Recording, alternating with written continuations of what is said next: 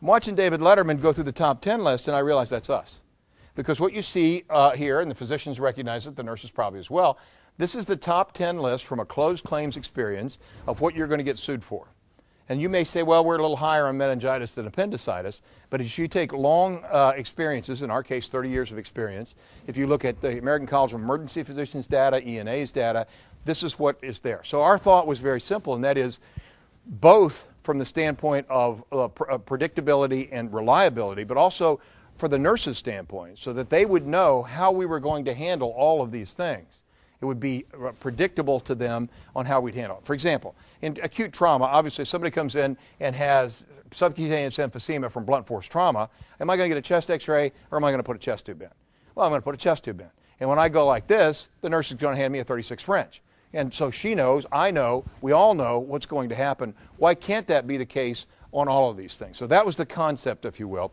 And we essentially tried to look at a way that we could protect our patients and protect our practices. So there's a little double entendre when we talk about best practices.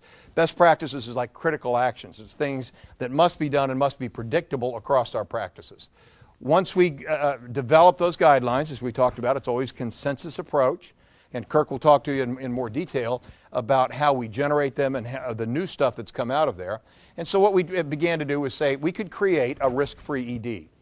Now you think about that, creating the risk-free ED. Sounds like a bold idea, and in fact it probably is, but what we ended up doing was developing three things. One, creating the risk-free ED from an adult standpoint, and we have about 40 different protocols and are continuing to work on that.